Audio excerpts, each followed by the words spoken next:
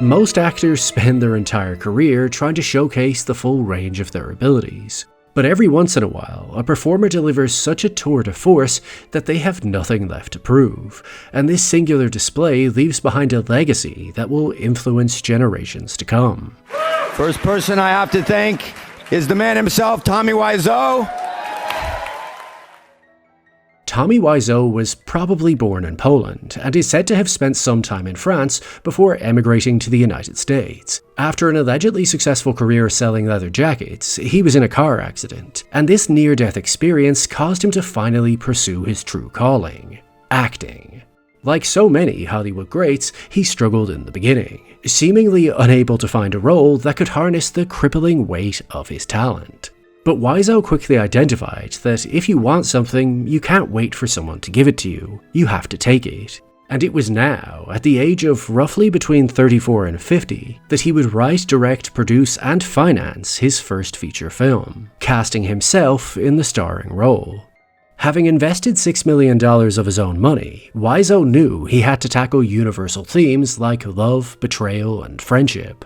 And while he could have titled his project anything, he intelligently chose not to isolate audiences who were only interested in bedrooms, bathrooms, or living rooms by simply going with The Room. He knew he had something special here. All he had to do was somehow capture this lightning in a bottle, and he could create something that audiences around the world could relate to. You can laugh, you can cry, you can express yourself, but please don't hurt each other. Unlike most first-timers, the film was a breakout success, earning the Audience Award for Best Feature Film at the New York International Independent Film and Video Festival. And the rest is history. I always find it exciting when new talent just arrives out of nowhere, but I think we can all agree that it takes a special kind of artist to write, direct, and star in their own film. But with a script this challenging, who else could he realistically have cast? I genuinely believe that if you asked 1 million different actors to interpret this role, no one could deliver it the way Tommy did. So enough introduction, it's time for the masterclass. Let's take a deeper look at how Tommy Wiseau perfected Johnny in The Room. We'll start with the physicality of the character. In order to lay the foundation of any character, an actor needs to think about how they physically move, as every movement is a direct form of communication with the viewer. So unlike every other character on screen, what's the first thing you notice about Johnny?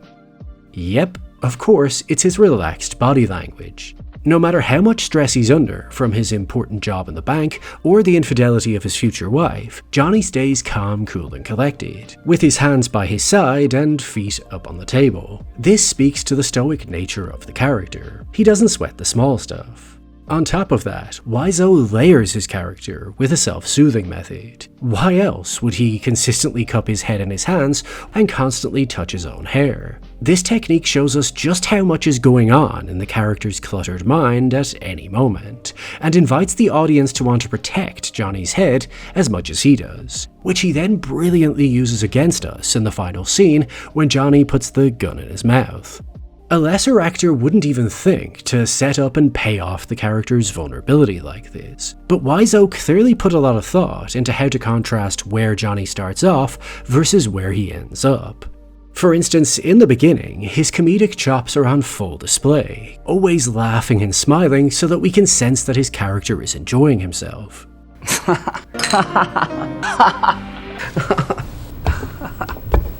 This infectious laughter is how we come to know Johnny is in any scene. It's his calling card, easily as iconic as Darth Vader's breathing. One of the most difficult skills to perfect as an actor is keeping the audience's attention on you without overselling it. So notice how Wiseau keeps himself physically active on screen so you can't take your eyes off him. He clearly knows what he's doing here, as no movement feels out of place. For example, when Johnny is interrogating Mark about what's bothering him, notice how he physically stops his friend in his tracks, and then instead of wasting his free hand, he stretches his arm out. So he's visibly encouraging Mark to be more open and vulnerable with him, before geniusly snatching the football out of his hands, which is a perfect physical representation of what his character is trying to do: take something away from Mark, relieve him of his troubles. so Wiseau channels all of those underlying motivations into the football. It now symbolizes the secret Mark is keeping that Johnny is trying to extract.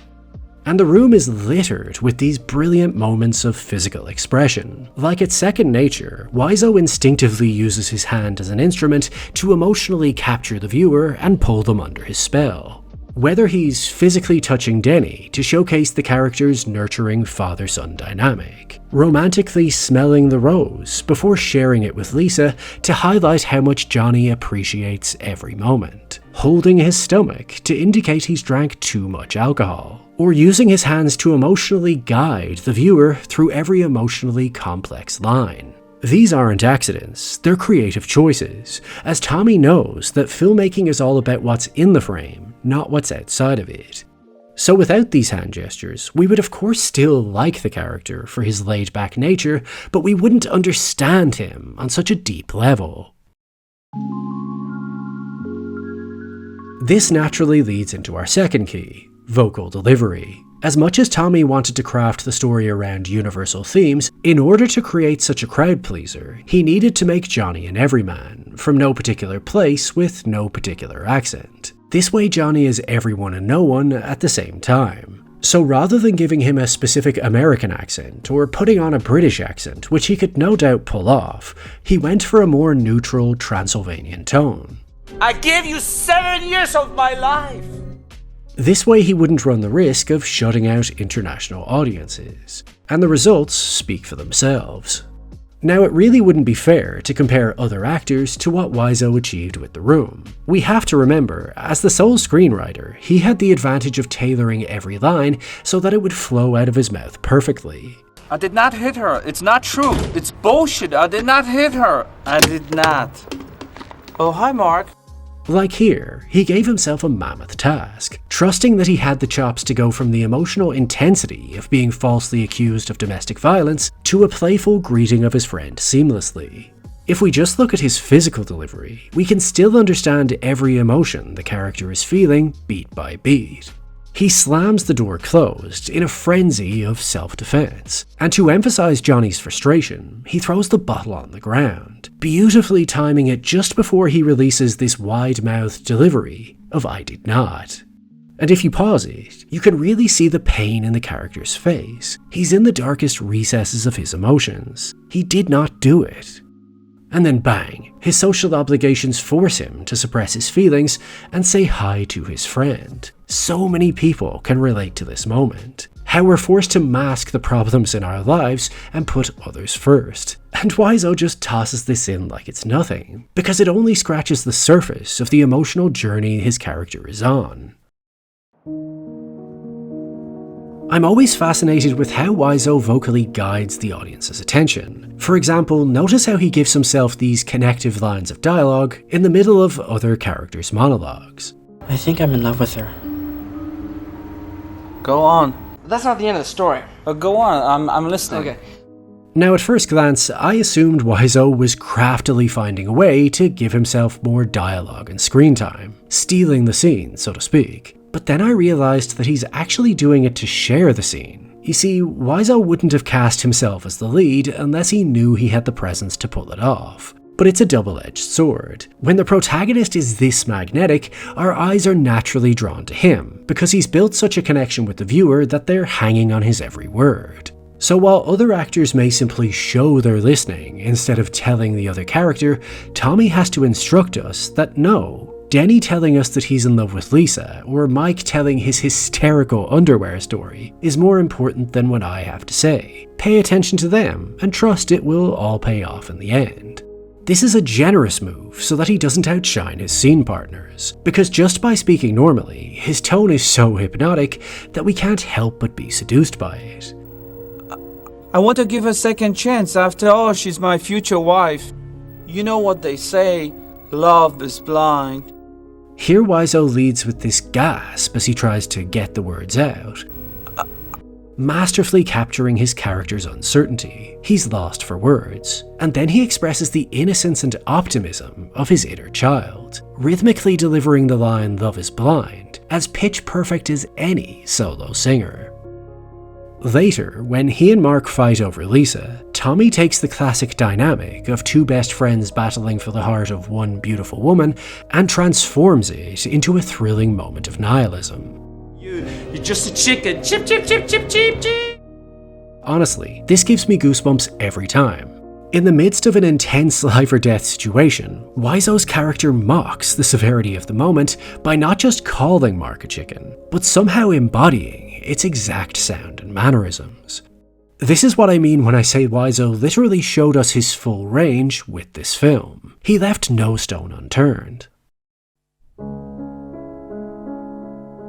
Which brings us to our final key, emotional outpouring. Once Johnny hits his breaking point, his stoicism and playful laid-back attitude can't save him anymore, and he begins to lash out. These moments are undeniably what earned the room its accolades, raw, honest, intense displays of emotion.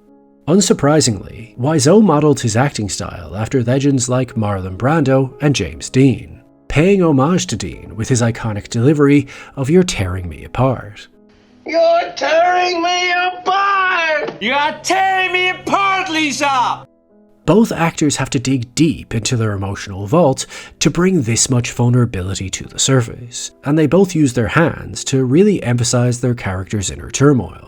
But if I had to pick a winner, I think Dean walked so that Wiseau could run. There's just a wealth of experience in his roar that's inescapably authentic. And the proximity of Johnny to Lisa makes the weight of his words land more effectively. Then when he begins to lose his mind, tearing apart the rooms that he and Lisa built a life in, he's like a man possessed. So many actors would have half-assed this to protect themselves from injury, but Wiseau just goes for it, releasing the beast in a way we've never seen before. The last few minutes of the movie allows us to simply watch Johnny, the amazing character we all know and love, falling apart. We've seen others try and fail to make on-screen mental breakdowns interesting before, but none of them possess the foresight of Wiseau, who always tries to show the audience something true about themselves in the process. He externalizes the emotions we've all felt internally, but we're too afraid to let out. This allows us to relive our own trauma through the character. Why, Lisa? Why? For instance, when he's being tortured by the romantic memories of his future wife, Tommy releases this animalistic growl before slamming his hands up and down on the chair like a mature adult. Now that he's sitting, he then allows the traumatizing memories to wash over him, gritting his teeth and roaring like he's on the emotional roller coaster of his life. This isn't as easy as it looks. You have to be so open to channeling your emotions and revealing a part of your inner self in the process. Every actor wishes they could do this, but Tommy shows them how it's done. Then finally, when he finds the red dress that he gifted Lisa at the start of the movie, ask yourself, how would you communicate the emotional agony this object represents? For a genius like Wiseau, the answer was easy. He presses the fabric against all of his senses so that it engulfs our imagination. His nose to trigger scented memories, his eyes to wipe his tears, his mouth so we can taste his pain, before smoothly running it down to his crotch, the true source of their connection. But he doesn't stop there. He pushes the limits of what we thought was possible by thrusting his crotch forward as each painful memory humps his mind, causing him to experience what can only be described as a reverse orgasm. No one has ever dared try this before, and I doubt anyone ever will again, as it would only pale in comparison. No matter how hard you try, you just can't improve perfection. After The Room, the world was Tommy Wiseau's oyster, but as much as we may have wanted to see him shine in many more iconic roles, creatively speaking, his job was done. He simply wanted to prove a point that anyone with $6 million lying around could gather a film crew and show the world what they can do. Similar to other great actors, playing Johnny must have really taken a toll on Tommy. He had to immerse himself in that character for so many months, ruminating on the psychological torment of losing your future wife to your best friend.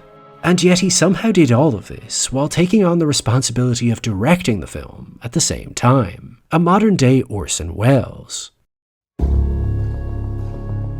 The Room is a standalone masterpiece that brings me to tears every time I watch it. And as much as everyone involved had their role to play, there's simply no denying that this was Tommy's baby from start to finish. He had a unique vision that would unite audiences from around the world. A vision that would allow him to showcase his full range as an actor. From banker, to future husband, to friend, to football player, to tormented ex, to tragic hero, all the way to chicken.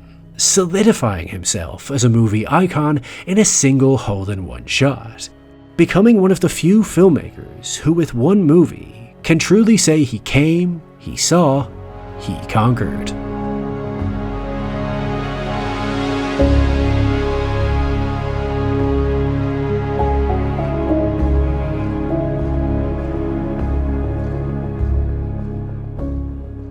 Well, if you've made it this far, firstly, thank you for watching, but if you could now give the video a like, possibly even leave a comment and click on that subscribe button, it will encourage that mysterious algorithm to do its thing.